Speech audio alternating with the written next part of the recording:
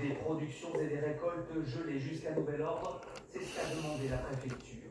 Des consignes qui ne rassurent pas les agriculteurs de la région. Ah.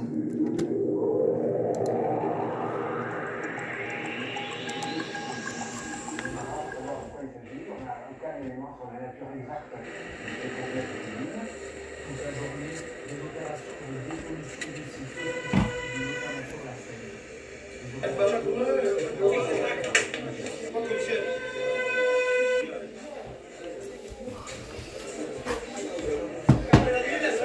reste 15 minutes.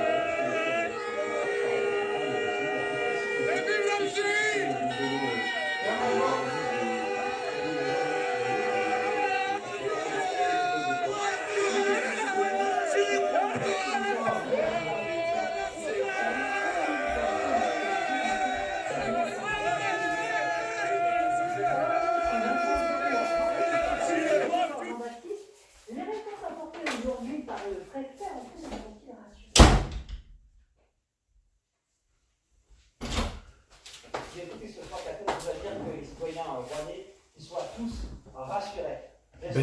Certes, la vie normale reprend ici à son début. Sur lequel je parle, il y a des familles qui se promènent, des habitants, mais il y a aussi toujours des personnes qui portent des masques ou des foulards au niveau du nez. Ils sont certes minoritaires, mais ils existent bien. Autre point important, ce sont les nombreuses interrogations que nous avons sur ces mots. Comment le paquet a-t-il pu employer les mots d'air normal, qualité de l'air habituel, alors que tout le monde a encore en mémoire des odeurs que vous avez apprises hier, des personnes incommodées encore également aujourd'hui. Autre question, dans tous les esprits ce soir, des gens que j'ai pu croiser sur ces pieds. Pourquoi la liste des composants chimiques et des liquides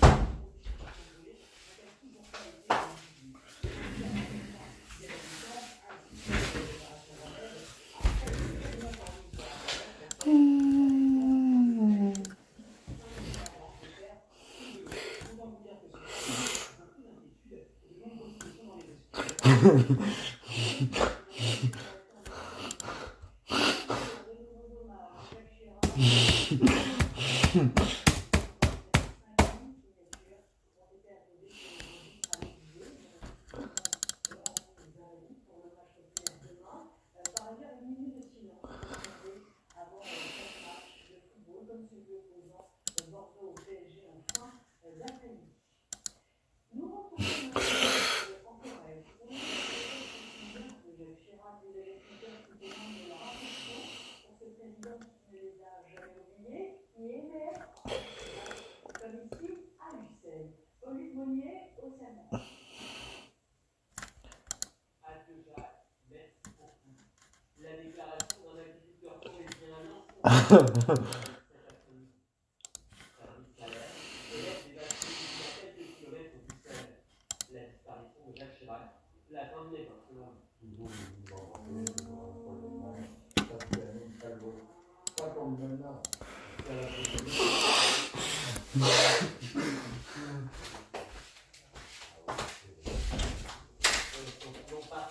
toujours pas été avec Jacques Chirac.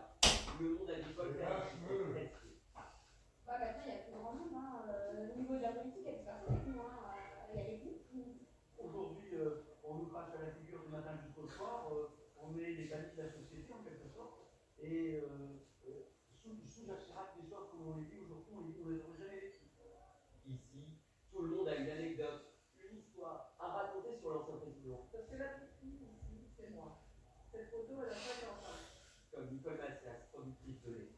J'ai pas pleuré pour Johnny Hallyday, j'ai pleuré pour Jacques Chirac.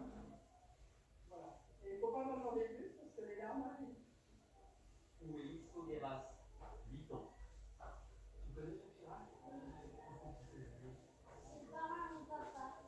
Effectivement, Jacques Chirac, c'est les parents du papa des Un Corrézien, présent sur les murs, les vitrines de son ancienne circonscription. Ça, c'était lui, cette main, et j'ai fallu, aujourd'hui, François, il dit super, c'est bien. Nous lui rendrons un hommage ici en Corrèze le week-end prochain. Oui, puis un hommage au 80 Dieu, Jacques Chirac, d'abord demain, le maître oculaire nous a validé à partir de 14 heures les conseils pour se réunir auprès du cercueil, journée de deuil national. Une trentaine de chefs d'État et de gouvernement étrangers, dont Vladimir Poutine, ont annoncé la venue. Revenons maintenant sur les hommages rendus aux 3 présidents décédés sous la Ve République. C'est une page de notre histoire, Catherine Deneuve. Ok. Le général de Gaulle est mort. La France meurt. Le 9 novembre 1970, le général de Gaulle est dans sa propriété de la Boisserie quand il décède d'une rupture d'anévrisme. C'était un homme imbelle dans notre révolution. Et c'était né en France. En 1940, monsieur. C'était un flambeau pour les pauvres gens qui se sont vus sous la boîte allemande. Le général a souhaité un enterrement dans l'intimité.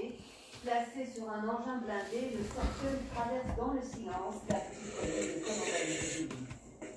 Aussi. Ça, c'est ce cas. Le 12 novembre était le jour de deuil national. Une messe est célébrée à Notre-Dame de Paris.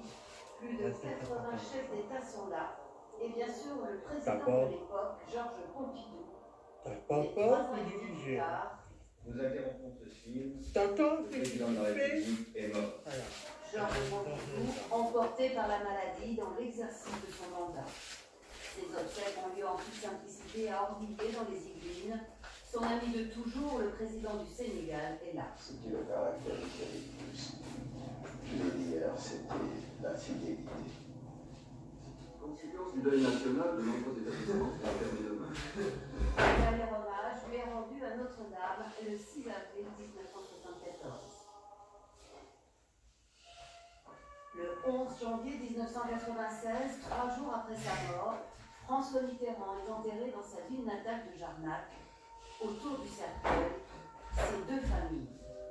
François Mitterrand a souhaité une double cérémonie. Au même moment, la foule se presse sur le parvis de Notre-Dame où un office solennel est célébré en présence de 60 chefs d'État. Helmut Kohl ne retient pas ses larmes. Jacques Chirac, son successeur, avait tenu à lui rendre hommage.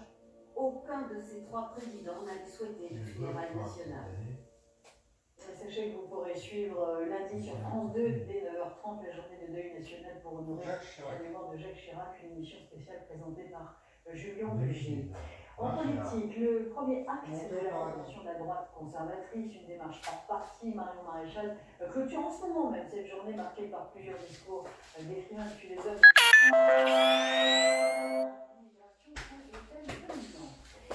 C'est une surprise, une belle surprise pour le gouvernement. L'impôt qui a remplacé l'ISF, l'impôt sur la fortune immobilière, rapporte plus que prévu. Bonsoir Luc Bazin, combien a-t-il rapporté l'État? Écoutez, le chiffre ne cesse de grimper depuis que cet impôt a été mis en place. L'impôt sur la fortune immobilière a rapporté 1,3 milliard d'euros. L'an passé, 1,8 milliard d'euros cette année. Et le gouvernement table même sur 1,9 milliard pour l'an prochain. On est bien loin et bien au-dessus des prévisions initiales qui tablaient sur 850 millions d'euros. Alors, on passe du simple au double, même plus. Expliquez-nous cette différence. Bien, tout simplement, en fait, à l'époque de la mise en place de ce nouvel impôt, Bercy avait tablé sur des prévisions prudentes, car la part de l'immobilier était fondue dans la part des revenus financiers pour le calcul de l'ISF, l'impôt sur la fortune. À présent, la déclaration par Internet est davantage transparente. Il faut désormais indiquer la date, la superficie, le prix d'acquisition, empêche toute possibilité de sous-évaluer. À cela s'ajoute plus de contrôles fiscaux, donc plus de régularisation, et enfin le prix de l'immobilier a flambé, donc un peu plus de contribuables franchissent le seuil de 1,3 million d'euros, le seuil à partir duquel est déclenché cet article. Merci, c'était très clair. Dans l'actualité aussi, Météo France a placé en vigilance orange vague submersion le Pas-de-Calais dans un contexte de grande marée. Le début de cette alerte est prévu pour demain 11h.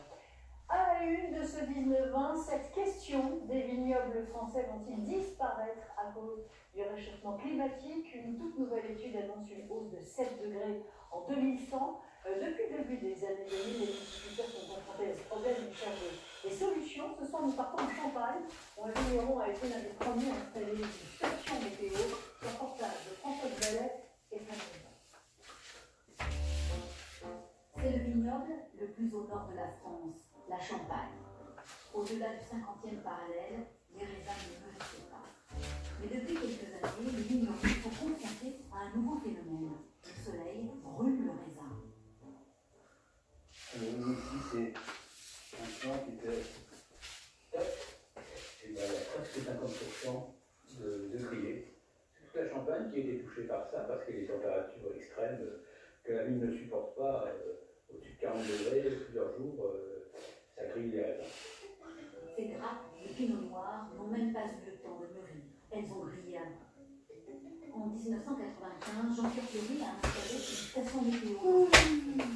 Les stations de feuillage tombent dans le sol, on voit les températures grimper. Sur les 3 mois, c'est dans la 30e. En juin et juillet. J'ai jamais vu ça. J'ai l'impression que la région de Champagne là, se tropicalise. Tout à fait, tout à fait.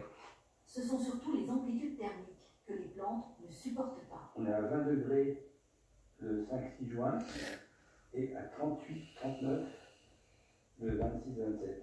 Ça veut dire qu'on a 18 degrés d'amplitude. Le climat en Champagne se réchauffe. Jean-Pierre Fleury en a la preuve. Il a retrouvé récemment le carnet de son père, vigneron bio. Vous voyez par exemple le 25 septembre 1972, nuit froide, gelé entre -2 et -3, puis beau temps. Une note le temps, les températures, les rendements, les dates de vendange. Par exemple, 1972, le premier jour de vendange était le 10 octobre. Vous vous rendez compte? Et maintenant, depuis 1984, il n'y a eu aucun jour de vendange dans le sol. Les vendanges en août, ça n'existait pas. Or, depuis 2003, en Champagne, 5 vendanges ont eu lieu au mois d'août. Plus les raisins sont mûrs, plus ils sont sucrés. Le problème de l'histoire, c'est qu'il y en a moins. Quelle est l'attitude aujourd'hui par rapport à ces problèmes de réchauffement? Ça c'est dur. Commercialisé en Champagne, je pense qu'effectivement, au niveau de trésorerie, ça peut faire des soucis économiques. Moins de raisins, moins de jus, ce sont moins de bouteilles à vendre et à exporter. Alors, les professionnels du Champagne ont pris les devants. Depuis 15 ans, ils travaillent pour le réchauffement climatique. En laboratoire, puis sur le terrain, avec par exemple ces vignes plus aérées. Vous avez ici la vigne